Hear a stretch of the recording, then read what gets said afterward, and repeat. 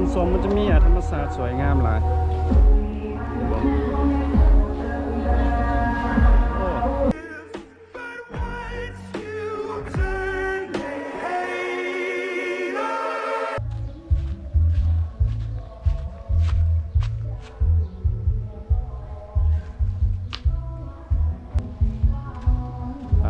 โอ้สวยงามสวยงาม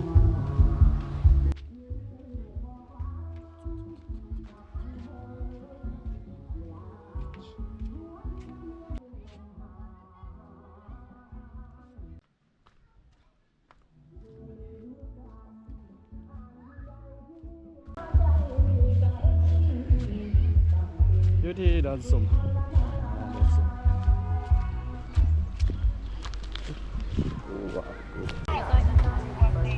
ก็มีคนอยู่หรอกยังวางอยู่ทีมงานไอ้น้องเอา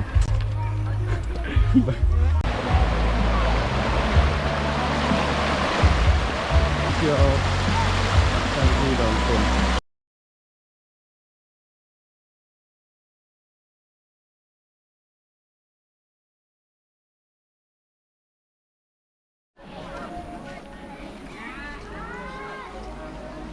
โอ้ตังบักใหญ่เว้ย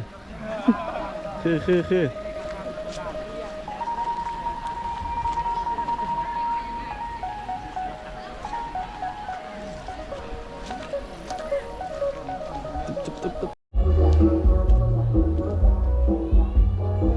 จะไปขอเพลงก่อน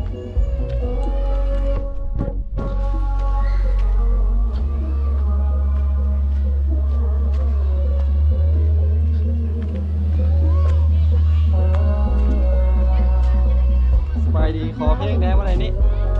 ขอเพลง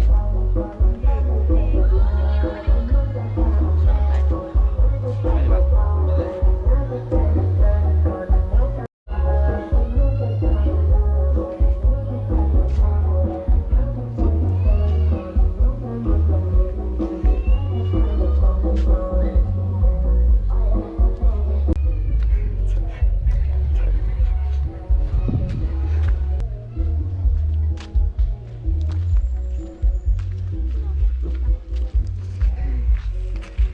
ข้าห้องน้ำ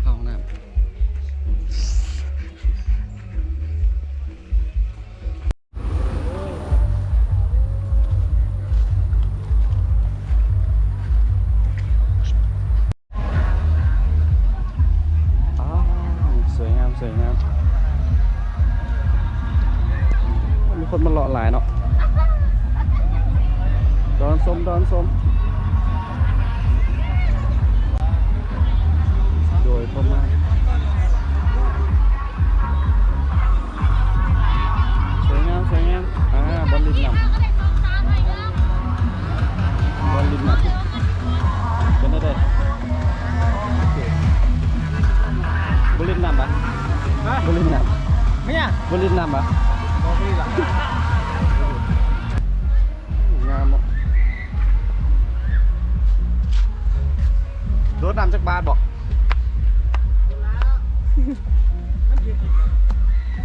งามเลยนี่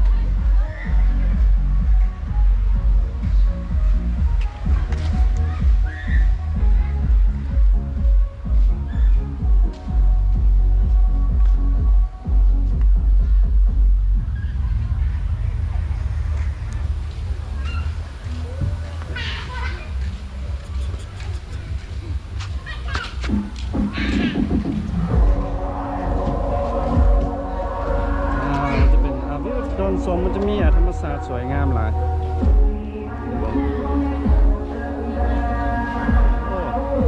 งามหลายนี่นะธรรมศาสตร์